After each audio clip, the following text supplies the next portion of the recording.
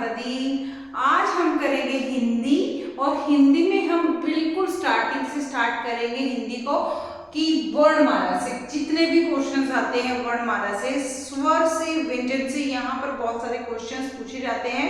और आप किसी भी कॉम्पिटिटिव एग्जाम की तैयारी करें, किसी भी जॉब के लेवल की एग्जाम की तैयारी कर रहे हो, हिंदी वहां पर पूछी जाती है। हर एक जॉब के एग्जाम में हिंदी आती है फ्रेंड्स, तो हिंदी बहुत ही ज़्यादा इम्पोर्टेंट है। हमें लगता है हिंदी इजी है तो हम कर लेंगे, लेकिन यहाँ पर कुछ इतने अच्छे से क्वेश्चन पूछ लिए जाते हैं जो हमें समझ नहीं आते हैं। तो बिल्कुल डीपली लेवल से हम हिंदी को कवर करेंगे और यहाँ पर आपको इस चैनल पर हर तरह की जीके के क्वेश्चंस देखने को मिल जाएंगे और यहाँ पर बहुत अच्छे से एमसीक्यू क्वेश्चंस की प्रैक्टिस की जाती है। यहाँ पर आपको history of India and geography of India और यहाँ पर आपको वर्ल्ड ज्योग्राफी और इंडिया की ज्योग्राफी और यहाँ पर साइंस से रिलेटेड आपको वीडियोस मिलेंगी, कम से कम 30 टॉपिक, सारे एमसीक्यू क्वेश्चन और बिल्कुल अच्छे से जहाँ भी रिक्वायरमेंट थी क्वेश्चन की डिटेल की वो हमने की है। तो आपको अलग अलग प्लेलिस्ट में देखने को मिल जाएंगी और सारे के सारे मिक्सअप कुछ नहीं है, यहाँ पर ऑलमोस्ट जो है प्लेलिस्ट अलग अलग बना दी गई है। तो आप देख लीजिएगा, वहां से आपको बहुत अच्छे से प्रैक्टिस हो जाएगी। और हरियाणा जीके की भी आपको इस चैनल पर वीडियोस मिलेंगी जो बिल्कुल बहुत ही अच्छे से करवाई गई हैं, तो आप वो भी देख लीजिएगा। प्रीवियस ईयर एग्जाम्स क्वेश्चन भी वहां पर हरियाणा के करवाए गए हैं, तो बहुत अच्छे से यहाँ पर आपकी प्रैक्टिस हो जाएगी। इस चैनल से आपको हर एक तरह की वीडियो देखने को मिल जाएगी। तो अभी आज करेंगे वर्णमाला, तो बने रहिएगा वीडियो में अंत तक। वीडियो अच्छी लगे तो लाइक करके जाना और शेयर करना, कमेंट करके जरूर से जरूर बताइएगा क्लास आपको कैसी लगी। तो वर्णमाला से स्टार्ट करते हैं। जो हमारी वर्णमाला होती है ए आ ई ई उ, ये हमारी वर्णमाला होती है, तो ये इम्पोर्टेंट है, यहाँ से बहुत अच्छे से क्वेश्चन पूछे जाते हैं। तो जो वर्णमाला है फ्रेंड्स, उस वर्णमाला में जो है हम सबसे पहले वर्ण की बात करेंगे, ठीक है। वर्ण क्या होता है? जो है वर्ण होता है भाषा की सबसे छोटी इकाई कौन सी होती है? सबसे पहले वर्ण से पहले भी आती है ध्वनि। क्या आती है? ध्वनि। ध्वनि क्या है? भाषा की सबसे छोटी इकाई, भाषा की सबसे छोटी इकाई, सबसे छोटी इकाई, यानी हमारी यहाँ पर शुरुआत ही ध्वनि से ही होती है। तो ध्वनि इस भाषा की सबसे छोटी इकाई है, तो यह है भाषा की सबसे छोटी इकाई। अगर पूछ ली जाए तो क्या है हमारी? ये है हमारी ध्वनि, भाषा की सबसे छोटी इकाई है। और इस ध्वनि को क्या कहते हैं? अगर इस ध्वनि को पूछ लिया जाए तो ध्वनि को हम कहते हैं, ध्वनि को वर्ण कहते हैं। क्या कहते हैं? इस ध्वनि को वर्ण कहते हैं। सबसे पहले बात आती है ध्वनि, भाषा की सबसे छोटी इकाई, और ये ध्वनि है, इसको कहते हैं हम वर्ण कहते हैं। तो इम्पोर्टेंट क्वेश्चन बन जाता है यहाँ से एक, तो ये देख लीजिए आप। और वर्णों के व्यवस्थित समूह को वर्णमाला, जो ये वर्णमाला है, वर्णमाला किसे कहते हैं? वर्णमाला, वर्णमाला कहते हैं। इंपॉर्टेंट क्वेश्चन है वर्णमाला। वर्णों के व्यवस्थित समूह को, किसको? वर्णों के व्यवस्थित समूह को हम वर्णमाला,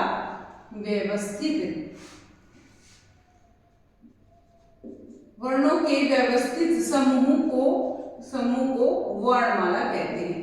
वर्णों के व्यवस्थित समूह को वर्णमाला कहते हैं। ठीक है फ्रेंड्स, तो ये हो गया हमारा वर्ण किसे कहते हैं। भाषा की सबसे छोटी इकाई ध्वनि होती है, ध्वनि को ही वर्ण कहते हैं। और अगर वर्णमाला को पूछ लेते हैं, वर्णों की व्यवस्थित समूह को वर्णमाला कहते हैं। ठीक है, तो ये हो गया एक क्वेश्चन वर्णमाला से रिलेटेड। क्या होती है वर्णमाला, आपको समझ में आ गया होगा। और यहाँ पर हिंदी वर्णमाला में कुल वर्णों की संख्या कितनी है? हिंदी वर्णमाला में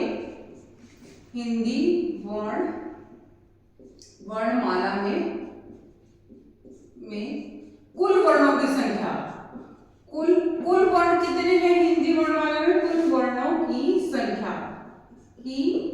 संख्या कितनी है? कुल वर्णों की संख्या हमारी, वर्ण क्या है हमारे? ए आ ई उ ई री ए आई ओ औ, ठीक है। तो ये हमारे 52 होते हैं। कितने होते हैं? 52। तो कुल वर्णों की संख्या कितनी है? हिंदी वर्णमाला में कुल वर्णों की संख्या कितनी है? तो ये है हमारी 52। याद रखना है 52 है कुल वर्णों की संख्या। और वर्णमाला के दो भाग हैं। वर्णमाला के अगर भाग पूछ लिया जाए तो वर्णमाला के दो भाग हैं। कितने भाग हैं?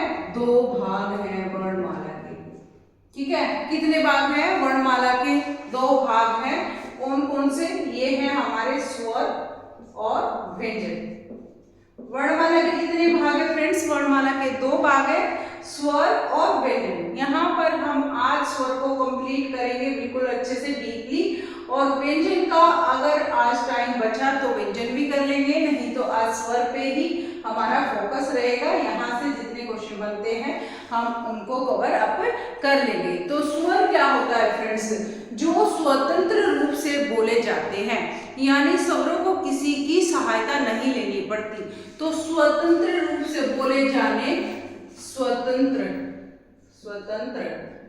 रूप से बोले जाने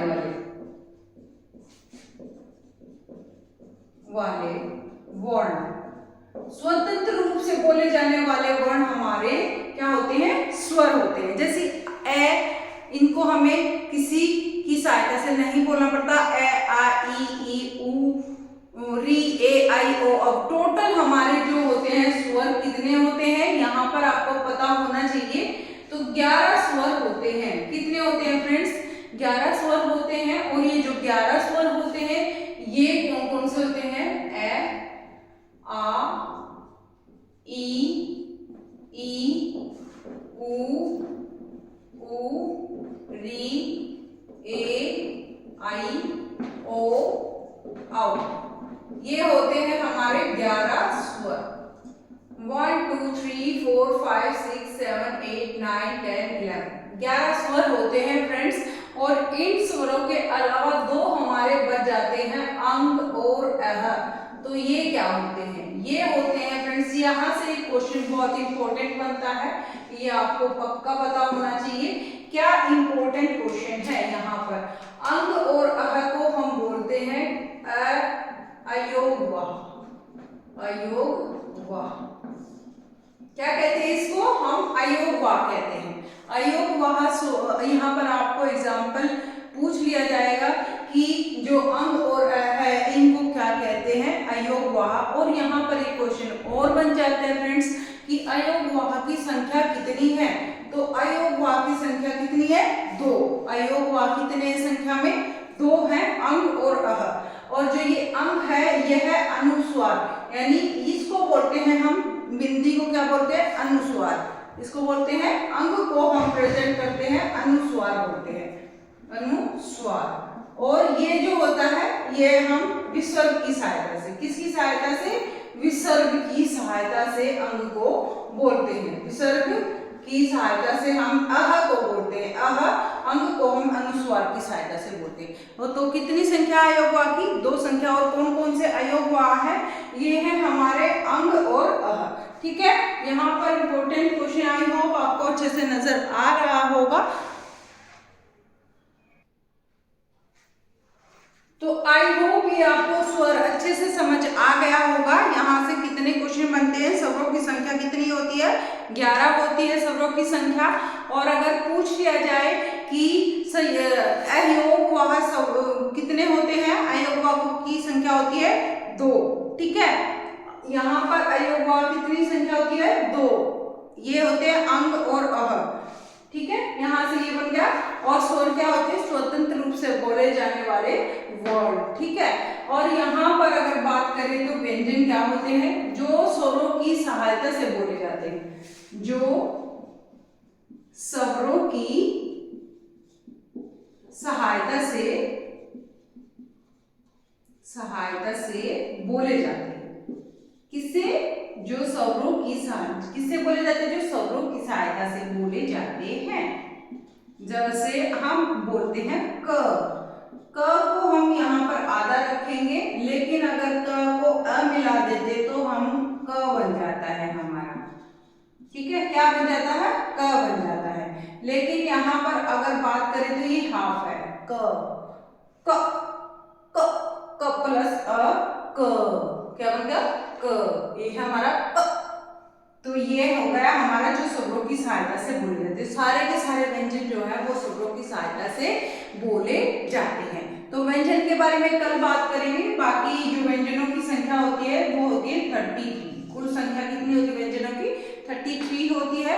इसमें भी बहुत से क्वेश्चन बन जाते हैं टिल द एंड कि यहाँ पर भी हमारे जो व्यंजन है, बहुत सारे व्यंजन हैं, उनको किसी और नाम से हम बोलते हैं, तो वो हम करेंगे कल। आज स्वरों से रिलेटेड इंपॉर्टेंट क्वेश्चन आंसर कर लेते हैं, क्योंकि यहाँ पर स्वरों का इतना ही कंप्लीट नहीं होता है, स्वरों के कुछ भाग भी हैं। तो कौन कौन से भाग है और कितने भागों में बांटा जाता है? तो स्वर के जो है प्रकार कितने हैं? स्वर के प्रकार कितने हैं? स्वरों के प्रकार तो यहाँ पर आपको पता होना चाहिए, स्वर 3 प्रकार के होते हैं। कितने प्रकार के होते हैं स्वर? स्वर 3 प्रकार के होते हैं। ये होते हैं, क्या होते हैं? हर्ष सबसे छोटा होता है, हर्ष स्वर। फिर आता है दीर्घ स्वर, और फिर होता है प्लुत स्वर। प्लुत स्वर। ठीक है फ्रेंड्स, जो हर्ष स्वर होते हैं उनको हम मूल स्वर भी कहते हैं, मूल स्वर। और इसको क्या कहते हैं? लघु स्वर। तो हर तरह का अगर कुछ भी नाम आपको पेपर में मिले तो आपको पता होना चाहिए, लघु स्वर, हर्ष स्वर, मूल स्वर, ये सारे एक ही चीज है। और दीर्घ स्वर उससे ज्यादा समय लेता है, प्लुत स्वर उससे ज्यादा समय लेता है। मतलब इसकी अगर हम परिभाषा की बात करें तो हर्ष स्वर क्या होते हैं? जिनको बोलने में कम से कम समय लगे उनको बोलते हैं हर्ष स्वर। क्या कहते हैं? जिनको बोलने में कम से कम समय लगे वो होते हैं हमारे हर्ष स्वर। तो एक मात्रा वाले शब्द भी कह सकते हैं हम, एक मात्रा वाले वर्ण, एक मात्रा वाले वर्ण। तो कौन कौन से होते हैं एक मात्रा वाले? अ, ई, उ, ऋ। तो ये होते हैं हमारे एक मात्रा वाले। तो यहाँ पर बात करते हैं तो एक मात्रा वाले आएंगे हमारे अ, ई, उ, ऋ। ये हो गए लघु स्वर, इनको बहुत जल्दी से बोलते हैं हम अ, ई, उ, ऋ। लेकिन अगर दीर्घ की बात करें तो यहाँ पर आता है हर्ष स्वर से अधिक समय, दुगुना समय, हर्ष स्वर से दुगुना समय लेने वाले जो स्वर होते हैं वो होते हैं दीर्घ स्वर। तो यहाँ पर जो स्वर होते हैं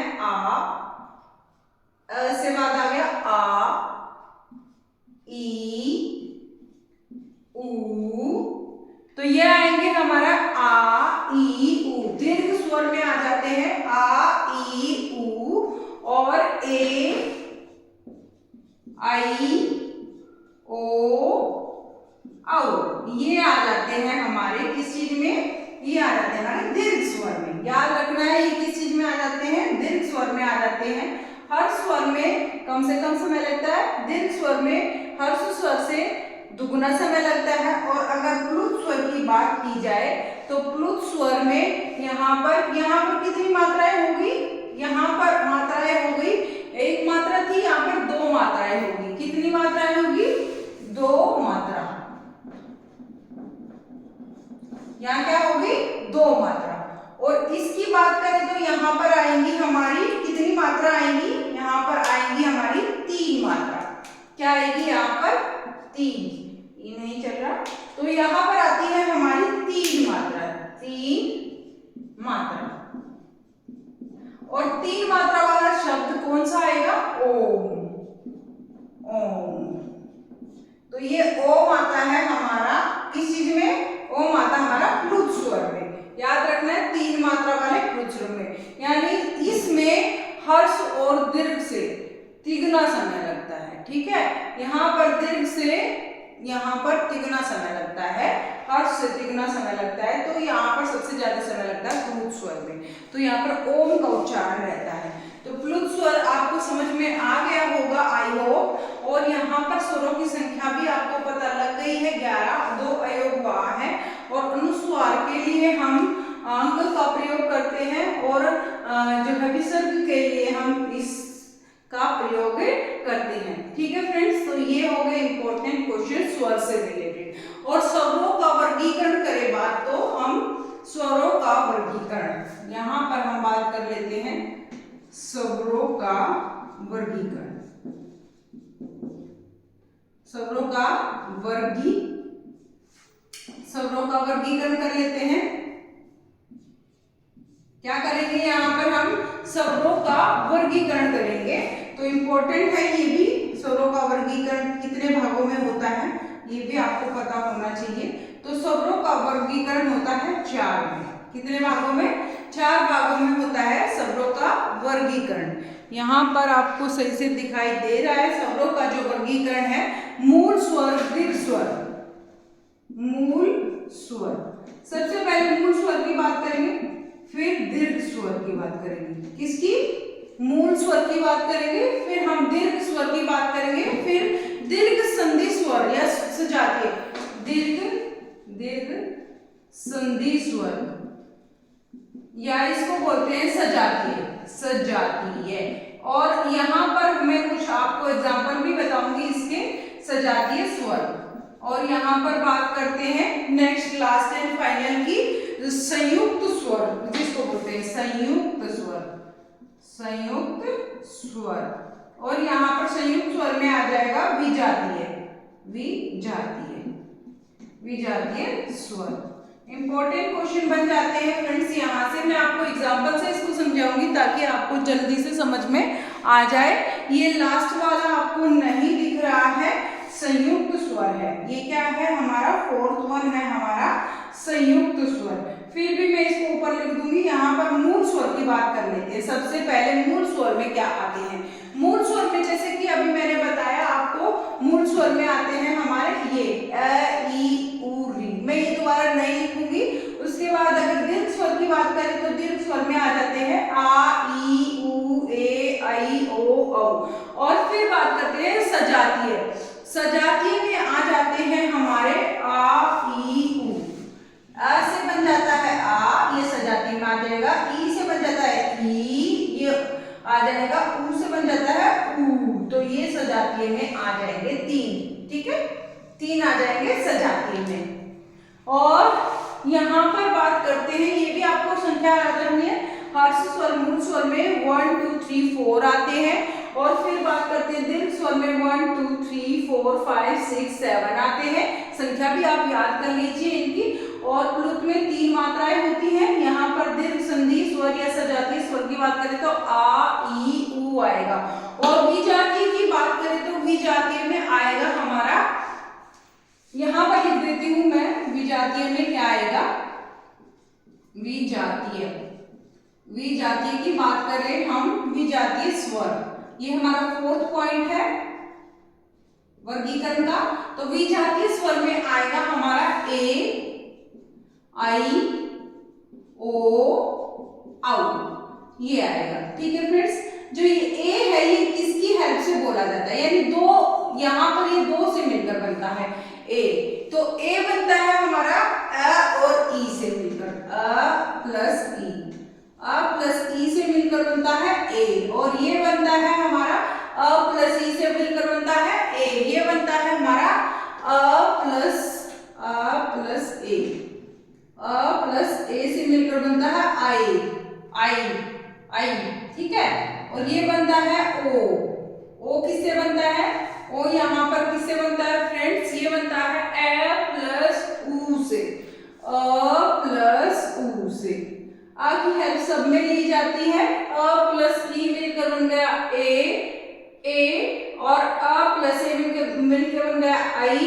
और ओ जो बनता है अ प्लस ऊ से मिलकर बनता है। और औ की अगर बात करें तो अ प्लस ओ से मिलकर बन जाएगा हमारा औ, अ प्लस ओ से मिलकर। तो ये भी आपको पता होना चाहिए विजातीय स्वर होते हैं और जो ए बनता है वो किससे मिलकर बनता है, आई से बनता है प्लस ए से।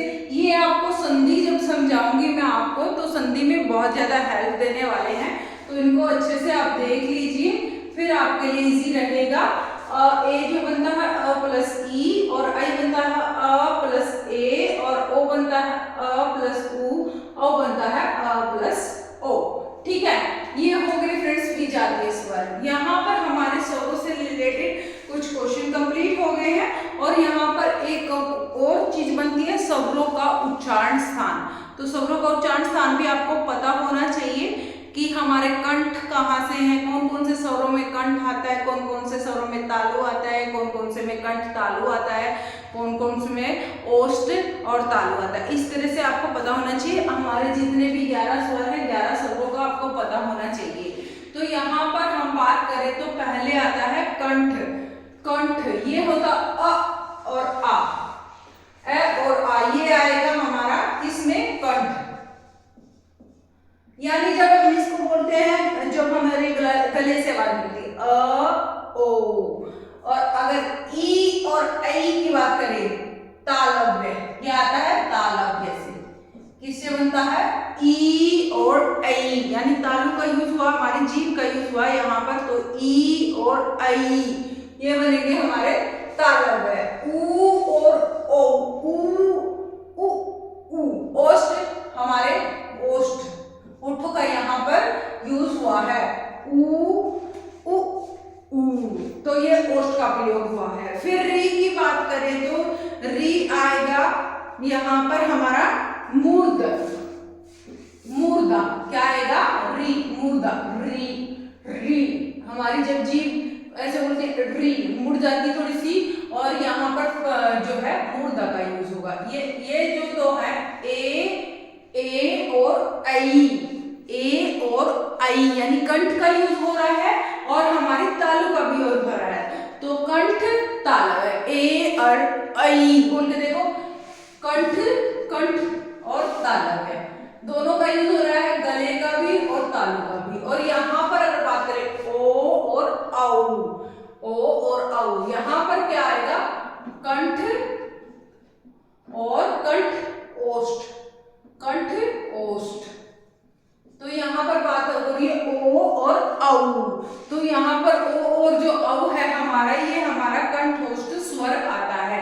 तो याद रखना है, ये हमारे हो गए क्या, स्वरों के जो है स्वरों के बारे में उच्चारण स्थान, क्या हो गए, स्वरों के उच्चारण स्थान हमने किए हैं। ये हमारे स्वरों के उच्चारण स्थान है, जो कि बहुत ही ज्यादा इंपॉर्टेंट है। इस तरह के क्वेश्चन बहुत ज्यादा आने लगे हैं एग्जाम में, और पहले भी आते थे। अ और आ कंठ, ई और ऐ बोल के देखो, जीभ का प्रयोग हुआ तालव्य, ऊ और ऊ ये ओष्ठ का प्रयोग हुआ, री री मूर्धा का प्रयोग हुआ, ए और आई कंठ तालव्य का प्रयोग हुआ, ओ और औ कंठोष्ठ। सबसे ज्यादा यही तो पूछे जाते हैं, यहाँ पर कंठ तालव्य का यूज होता है, कंठोष्ठ का यूज होता है, यहाँ पर ये क्वेश्चन बहुत ज्यादा पूछे जाते हैं।